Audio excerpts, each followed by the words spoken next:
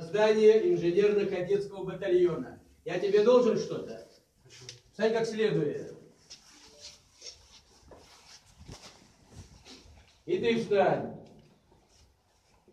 Подписан приказ о создании инженерно-кадетского батальона. Кого из вас мы примем, время покажешь. Разгильдяев принимать не будем. Но на сегодняшний день было возгорание в общежитии номер 13. Вас предупреждали. Каждый из вас заключал вот такой договор. Кто не заключал, смотрите. Читаю.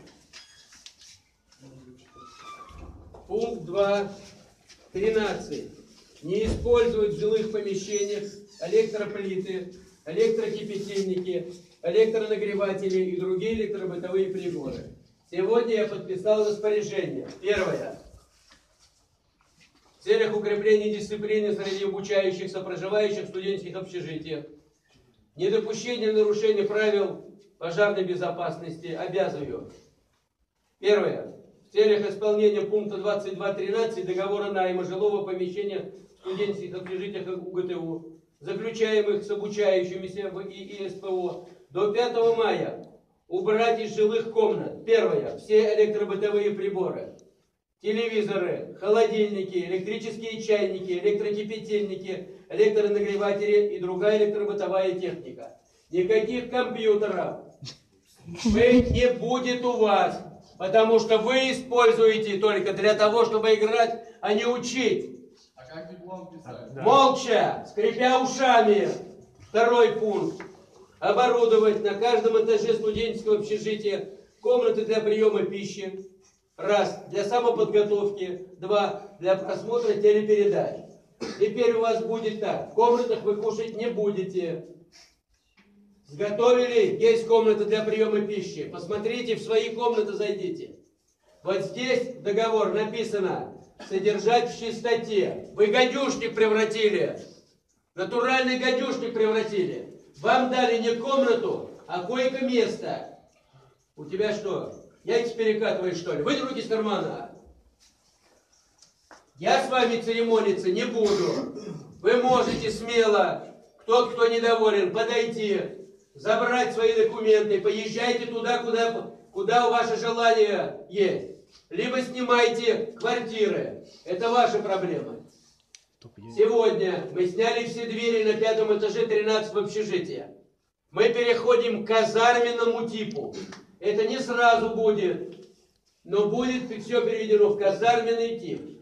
Что это значит? Вы не будете 100 человек жить на этаже. Все. Но в каждой комнате будет 2-3 человека. Тумбочка и табуретка. Больше не будет ничего. А стол будет, извините, пожалуйста? Стол будет только там, где кушают. И рот вы должны открывать только тогда, когда кушаете. Когда кушаете, есть комната для самоподготовки. Будете делать уроки там. Дома гадюшник превращайте. Спать будет? Здесь на сегодняшний день никто никого не держит. Если кого-то что-то не устраивает, вопросов нет. 1, 2, 3-комнатную квартиру снимайте. Это будет постепенно. Завтра приходит пожарная охрана. Они мне делают заключение пожарного риска по 13-му общежитию. Если это проходит, то все. Во всех комнатах двери будут сняты. У нас есть 2 входа на этаж. Это будет казарменный тип, но по блокам, по комнатам.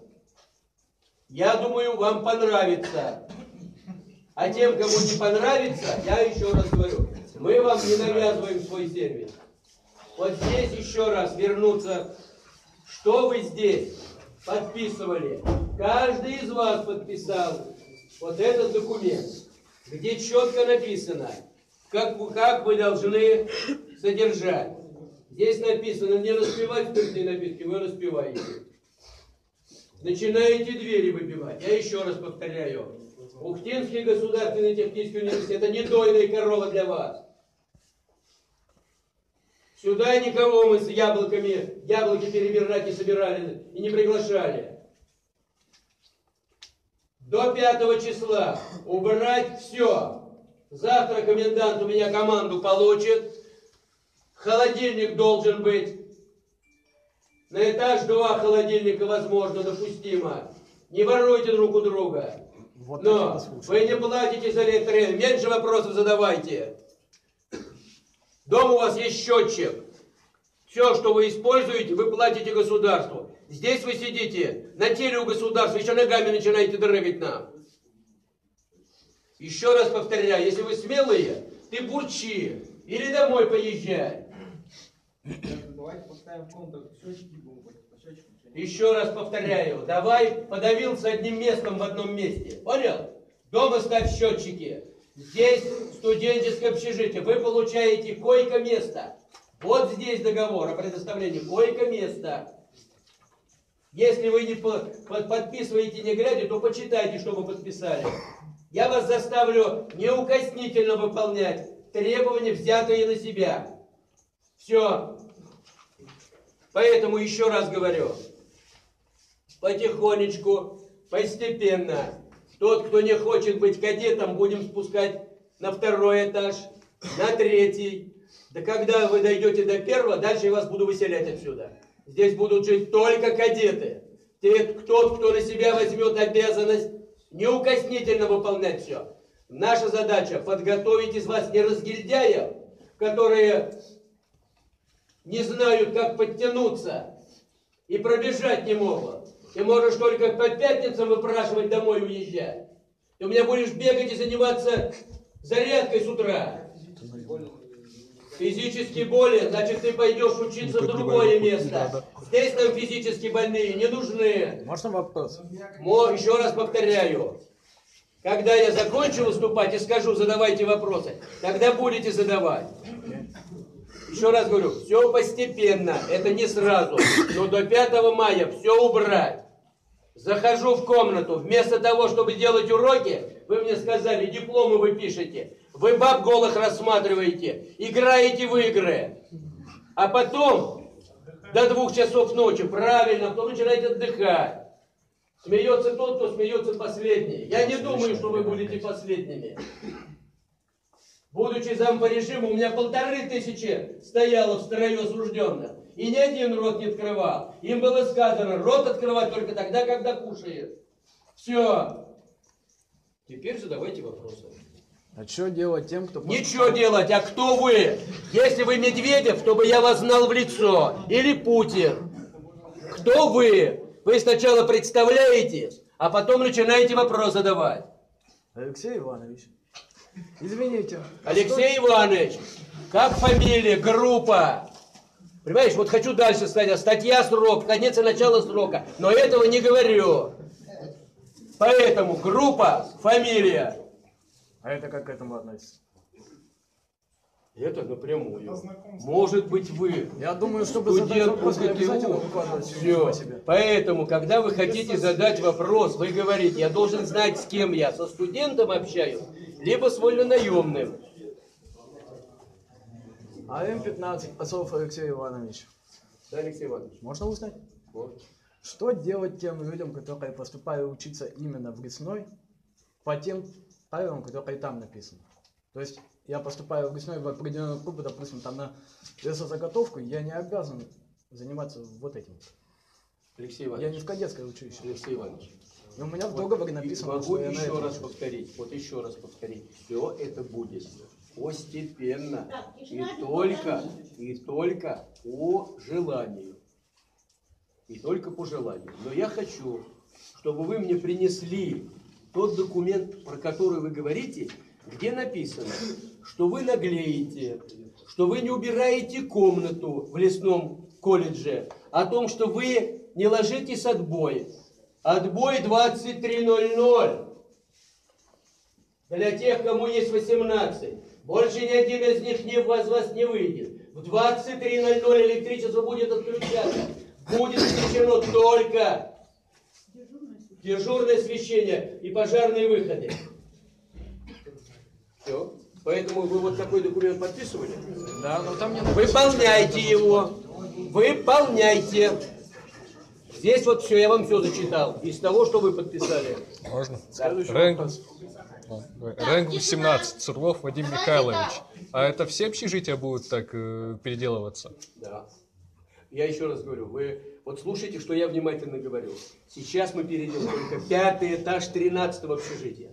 Потому что центр тяжести, кадетский батальон, будет расположен на территории индустриального техникума. Там будет МВД, мы будем готовить участковых сельской местности. У всех мы будем готовить сотрудников для работы в местах лишения свободы. Кадетский компонент, это будет казачий, подготовка для службы в армии и МЧС. Сейчас рассматривается вопрос, пришел приказ Верховного Главнокомандующего. Наша республика поставляет призывников в Северный флот. 5-й компонент мы будем готовить для службы в рядах Северного флота. Это 5-й компонент. Это не сразу. И только, я еще раз говорю, по вашему желанию.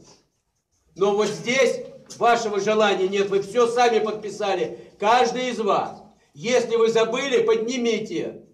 И если вы напишете, здесь я увижу, что Цуневский разрешил вам бегать и прыгать с 3-го этажа, покажите, где это написано. Я не буду возражать. Но здесь написано то, что я прочитал. Вы берете на себя обязанности. Мы вам должны койко-место представить. Остальное все зависит от вас. Еще вопросы? Но там не написано, что мы обязаны вставать в 7 и жить по такому уставу. Еще раз повторяю, как раз тут и написано, в каждом из общежитий, устав почитайте УГТУ, в каждом общежитии устанавливаются правила проживания, где написано в 7:00 подъем, 7:15 туалет, 7:30 вы будете заниматься гимнастикой, 8 часов вы покушали, 8:30 на занятия. Покажите, где написано до 10 спать и не ходить на занятия. Все. Задавайте вопросы, чтобы потом не задавали мне. Сейчас конкретно вам покажу вопрос в ответ. Вопрос 14. Как будете бороться с воровством? С воровством. Если вы заподозрите, что это украли воспитатели и администрация, это на нашей совести. А так не воруйте друг у друга. Мы говорим вам, не воруйте друг у друга. Все. Как мы с вами будем бороться? Поймаем за руку, сядем. Я знаю, как это делать. Светлая камера с видом на юг будет обеспечена вору. И сухарики белые от черных изжога. Следующий вопрос. И последний. Поэтому так, ребят. С завтрашнего дня начинайте